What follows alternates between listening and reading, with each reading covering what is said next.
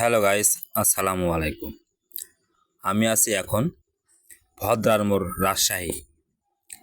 আজকে আমি রাজশাহী শহরে ঘোরাফেরা করব এবং আপনাদেরকেও দেখাবো।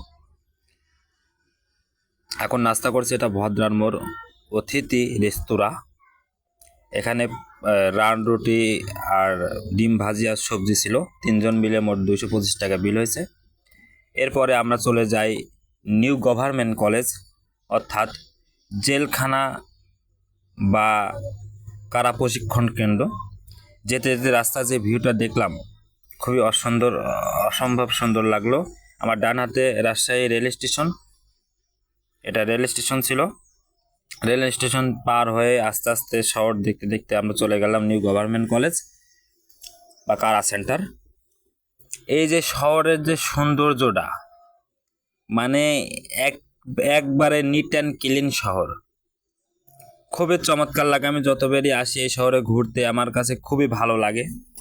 কারণ এইদিকে বগুড়া, রংপুর, পঞ্চগড় বলেন, আর এদিকে যশোর, খুলনা, বাগেরহাট বলেন, এর ভিতরে সব থেকে সুন্দর শহর আমার বিবেচনায় এই রাজশাহী শহর।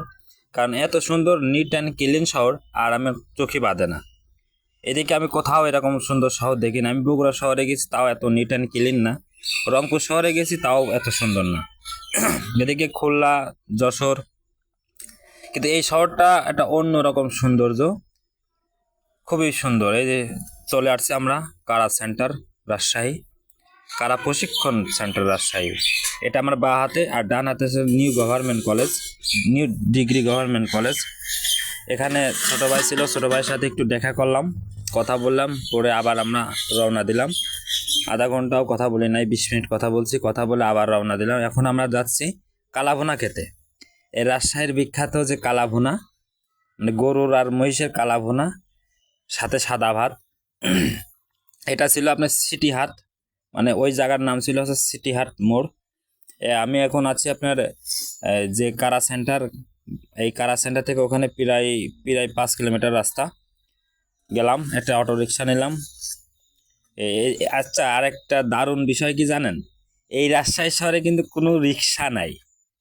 মানে রাজশাহী শহরে সারাটা দিন ঘুরলাম ফিরলাম, একটা রিক্সার কোনো বালাই নাই। এক কথাই একেবারে 100 রিক্সা নাই, এক পিস রিক্সাও পেলাম না।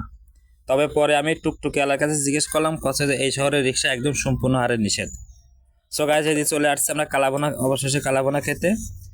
এই দেখুন কালাভুনার চেহারাটা দেখুন, সেই সুন্দর, মানে এত স্বাদ লাগছিল কালাভুনা। এই মহিষের কালাভুনাটা সবচেয়ে বেটার লাগলো বেশি।